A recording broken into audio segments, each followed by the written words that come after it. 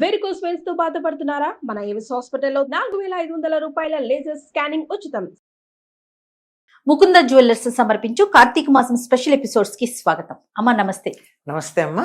అమ్మా కార్తీక మాసం వచ్చేస్తోంది. అవునమ్మా. ఈ మాసం మొత్తం ప్రతిరోజు కూడా అంటే ప్రత్యేకించి పూజ చేసినా చేయకపోయినా మిగిలిన రోజుల్లో కార్తీక మాసం మాత్రం ప్రతిరోజు దీపం పెట్టుకునే అలవాటుని విధిగా కొంతమంది పెట్టుకుంటూ ఉంటారు కదమ్మా. ఈ మాసం యొక్క విశిష్టత.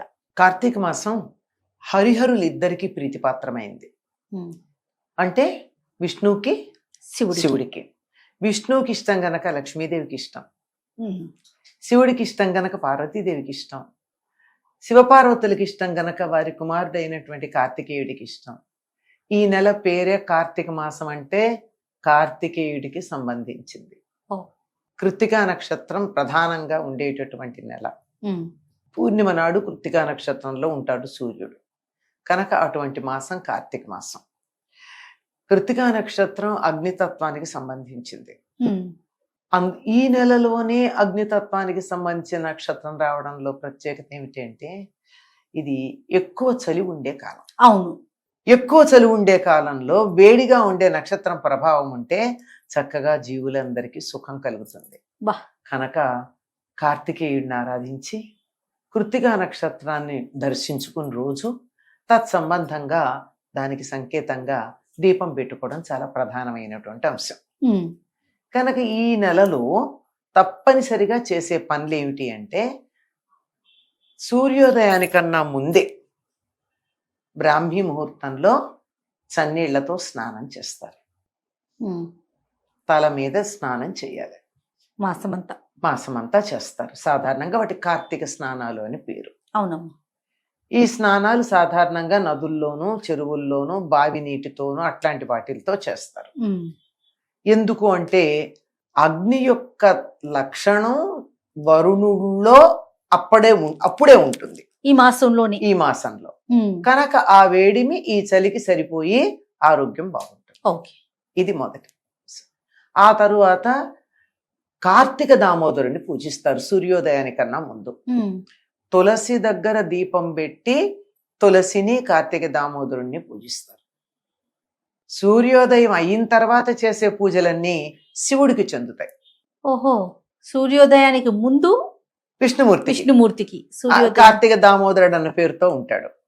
పైగా స్నానం చేసేటప్పుడు కూడా నాకు స్నానం చేయడానికి అనుమతి ఇవ్వమని విష్ణువునే ప్రార్థించి స్నానం చేస్తారు. ఆ తర్వాత చేసేటటువంటిది శివుడికి. అందుకని ఆ తర్వాత మనం ఇంట్లో మామూలుగా దీపం పెట్టుకుంటాం. చాలా మంది శివుడికి అభిషేకాలు చేస్తారు. అది ఏకవారం కావచ్చు. అంటే ఏకవారం అంటే ఒక్కసారి దాన్ని ఏమంటారు మహన్యాసం. ఏకవారం అంటే ఒక్కసారి మహన్యాసం చేసుకుని అందులోనూ నమ్మకంతో చేయడం. లేదు కొంతమంది 11 సార్లు చేస్తారు. ఏకాదశులు పూర్ణిమ మొదలైనటువంటి సందర్భాలు అఖండంగా కూడా చేస్తారు. ఏదేమైనా శివుడికి అభిషేకం చేయడం అన్నది ప్రధానంగా ఉంటుంది. మళ్ళీ సాయంత్రం దీపం పెట్టుకుని తులసి దగ్గర కూడా దీపం పెట్టి అప్పుడు కృత్తికా నక్షత్రాలకు నమస్కారం చేసుకుంటాం. ఉదయము తులసి దగ్గర దీపం పెట్టి కృత్తికా నక్షత్రాలకు నమస్కారం చేయాలి. కృత్తికలు 6 నక్షత్రాల సముదాయం కృత్తికా నక్షత్రం. సప్తఋషుల భార్యల్లో అరుంధతి తప్ప మిగిలిన 6 వాళ్ళు. అలా నమస్కారం చేసుకుంటాం. ఇది కార్తీక మాసంలో తప్పనిసరిగా అందరూ చేసేటటువంటిది. దీంతో పాటుగా పాటించే మరొక అంశం ఏముందంటే ఉపవాసాలు. ఖచ్చితంగా ఉపవాసాన్ని నియమాన్ని మనం పాటిస్తాం. ఆ ఉపవాసం ఒక్కొక్కళ్ళు ఒక్కొక్క రకంగా చేస్తారు. అందరూ ఒకే రకంగా చేయరు కదా. ఉదయం అంతా ఉండి సాయంత్రం కొంతమంది ఏమో నక్తం అని అంటారు. నక్తం అంటే పగలంతా ఉపవాసం ఉండి నక్షత్రాలు వచ్చిన తర్వాత నక్తం అంటే రాత్రి భోజనం చేస్తారు. సాయంత్రం దీపం పెట్టిన తర్వాత సంధ్యా సమయం దాటాక శివుడికి అభిషేకం చేసి అప్పుడు భోజనం చేస్తారు. ఇది నక్తం. మేము నక్తం ఉండలేను అనుకున్న వాళ్ళు అర్ధనక్తం చేస్తారు. అర్ధనక్తం అంటే 2:30-3 ప్రాంతాలు, అంటే సూర్యుడు ఇలా పడమటి వైపుకి తిరగడం మొదలు పెట్టాక అప్పుడు అర్ధనక్తం చేస్తారు. కొంతమంది మేము పగలు ఉద్యోగాలకు వెళ్ళాలి, పనులు చేసుకోవాలి, మాకు కుదరదు అనుకున్న వాళ్ళు పగలు భోజనం చేసి రాత్రి మానేస్తారు. ఏదో ఒక నియమం పాటించటం అన్నది, ఆహార నియమం పాటించడం అన్నది మనకి విధిగా కార్తీక పెట్టుకుంటారు. మాసంలో కనపడుతూ ఉంటుంది. అమ్మ మనకి ఈ నెలలోనే మనకి వనభోజనాలు చేసుకుంటాం, కార్తీక మాసంలోనే అందరం కలిసి వెళ్ళి, తర్వాత నాగుల చవితి కూడా చేసుకుంటాం. ఇవన్నీ కూడా మనం విశేషంగా చూస్తాం అవునమ్మా. కదమ్మా. కార్తీక శుద్ధ పాడ్యం ఏదైతే ఉందో ఆ రోజున గోవర్ధన పూజ అని చేస్తారు. గోవర్ధన పూజ. గోవర్ధన పూజ, అవునవును దాన్ని బలిపాడ్యమే అని కూడా అంటారు. అవును. ఈ గోవర్ధన పూజ ఏమిటంటే మొదటిసారి కృష్ణుడు గోవర్ధన పర్వతానికి పూజ చేయించిన రోజు.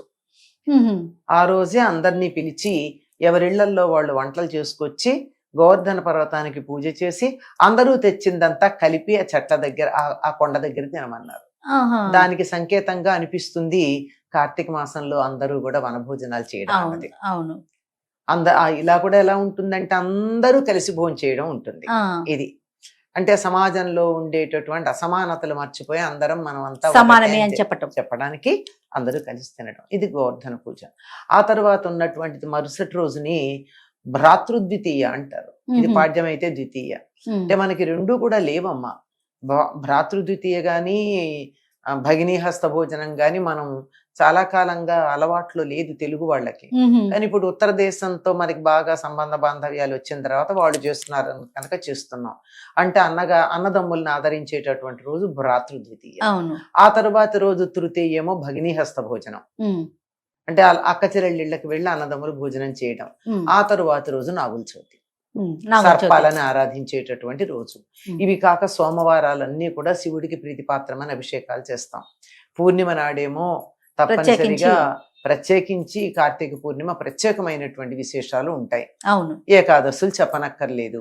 4 గాని 5 గాని ఎన్ని సోమవారాలు వస్తే అన్ని సోమవారాలు కూడా కార్తీక మాసంలో ఉపవాసాలు ఉండేవాళ్ళు చాలా మంది ఉంటారు. 2 ఏకాదశులు ఉన్నాయి. ఆ తర్వాత పూర్ణిమ ఉంది. ఇవి కాక గోపాష్టమి అని చెప్పి తరువాత వస్తుంది ఒక అష్టమి. ఆ రోజున మళ్ళీ గోవుల్ని ఎలా అంటే ఇంటి యజమానే గోవులకి సేవ చేయాలి ఆ రోజు. అది అలాంటి కార్యక్రమం పూర్వకాలంలో జరిపేవారు. ఓకే. సో ఈ విధంగా కార్తీక మాసంలో ఇంచుమించుగా ప్రతిరోజు మనకు ఏదో ఒక విశేషం ఉంది. ఏదో ఒక విశేషం. చాలా పరమ పవిత్రమైన మాసం, చాలా పరమ పవిత్రమైనటువంటిది. ఇప్పుడు ఏది చేసినా చాలా ఇదిగా ఉంటుంది. తైలే లక్ష్మి జలే గంగా ఉంటామని వాగ్దానం చేశారు. లక్ష్మీదేవి ఏమో నువ్వుల నూనెలో ఉంటానని, తైలం అంటే నువ్వుల నూనె, అందుకే నువ్వుల నూనె దీపాలు పెడతారు. అవును. గంగ ఏమో నీళ్లలో ఎక్కడ ఇన్ని నీళ్లు ఉంటే అక్కడ ఉంటానంది. కనుక స్నానాలు దీపాలు చాలా ప్రధానమైనవి. తప్పకుండా. నమస్తే. నమస్తే.